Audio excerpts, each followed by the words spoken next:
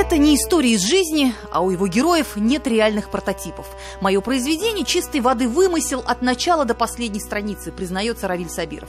Автор лучшего детективного романа на татарском языке свое произведение не относит ни к одному из общепринятых классических жанров. И даже сам процесс выяснения причин загадочного происшествия и раскрытия убийства он перевернул с ног на голову.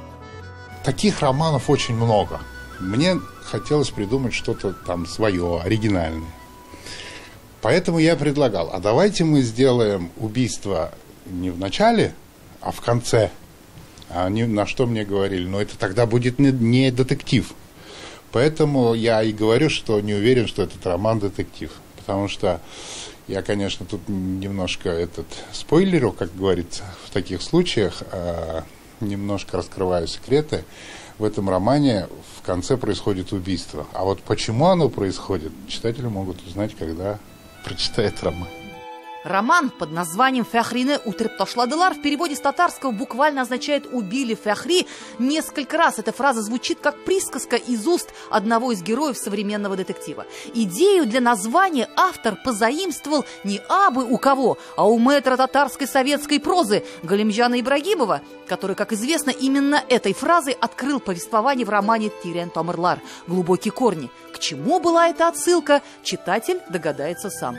Равиль Сабиров признается, что свой детектив писал несколько лет. Полноценное произведение, такое как роман, невозможно создать за более короткие сроки. Автор должен его обдумать, выстрадать, вложить силу, душу, чувство, время. Для него самого это стало своеобразным испытанием своих творческих сил и возможностей. Он по профессии журналист, живет и работает в Альметьевске. И то, что это его, по сути, хобби, такое особенное увлечение получило высокую оценку признанных мастеров пера, считает большим успехом. И это должно стать началом многих начал. Все эти меры, на мой взгляд, они, как вам сказать, они вот такие единичные, не скажу, что случайные, но они не собраны в одну систему. И я уже высказывал эту мысль. Мне бы, например, хотелось видеть закон, его по-разному можно назвать, о развитии татарского языка или о развитии татарской литературы или культуры, где, например, бюджеты разных уровней, этот закон обязывал бы ежегодно закладывать некие средства, допустим, для грантов писателей. Вообще процесс написания любой, скажем так, вещи – это болезнь. То есть, если ты начал писать все это, оно тебя не отпускает. Было очень интересно. Кучу литературы пришлось перечитать, кучу научных статей. К сожалению, нету такой книгу. Взял, прочитал, и ты понял, какой такой узбек. Нету. В своем призвании он научился главному – это выискивать правдивую информацию, делать верные акценты и анализировать смыслы. Именно эти качества, по признанию известного журналиста Фирдуса Гемалдинова, ему помогли претворить в жизнь его новое литературное творение – исторический эпос о жизни одного из самых великих правителей Золотой Орды – Узбек-хана. Это больше не документальное, а художественное произведение, по словам автора. Это роман, где его вымысел так похож на правду, именно ту, о которой он узнал и хотел рассказать сам. Я хотел показать величие, потому что при узбеке, все историки об этом говорят, это был пик расцвета Золотой Орды, золотой век Золотой Орды. Хотя тогда узбек и не знал, что его государство будут называть Золотой Ордой, да? Это государство, с которым считался весь мир. Молодые писатели признаются, что путь в большую литературу может занимать десятки лет. Мало кто из достойных может в одночасье получить и признание критиков, и неплохие гонорары. Чаще всего талантам приходится не только и не столько творить, сколько заниматься поиском спонсоров, продюсеров, издателей, людей, которые будут заинтересованы в продвижении твоей книги.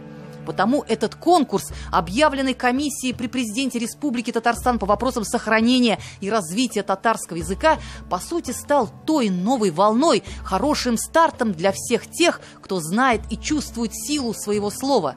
На конкурс пришли более 1500 произведений различных жанров, но самым сложным и ответственным для жюри оказался выбор романов. Из 15 произведений были отобраны 5 лучших, среди которых уже выявляли тройку лидеров.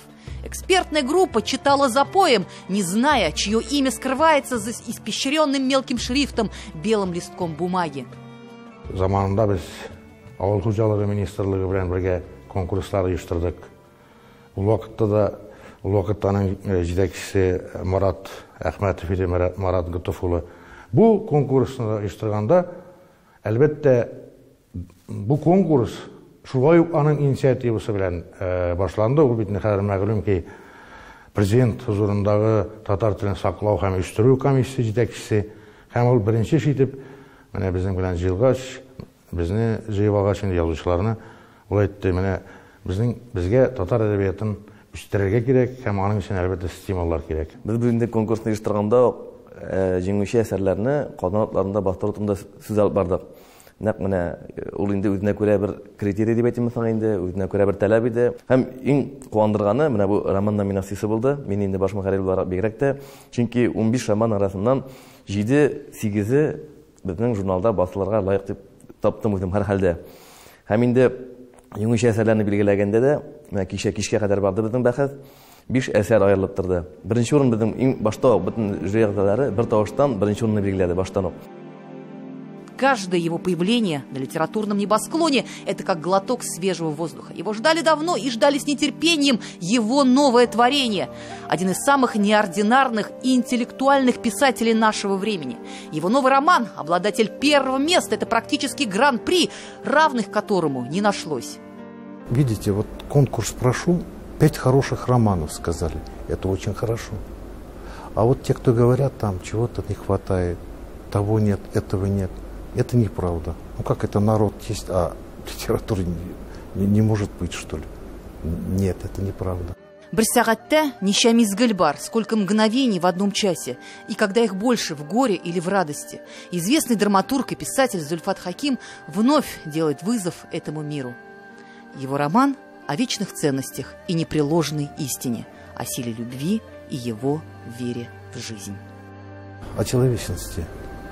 Там идет параллель с нашим временем и событиями 40-х годов прошлого столетия. И вот человеческие ценности, человеческие взаимоотношения, они не меняются, в принципе. Они всегда остаются такими же. Времена меняются, жизнь меняется. Люди, казалось бы, меняются, но оставаться человеком – это всегда очень важно, очень нужно и очень ценно. Ильзира Юзаева, Роман Безменов, Андрей Кузьмин, Филюза Хамидуллина и Ирек Хабибуллин. 7 дней.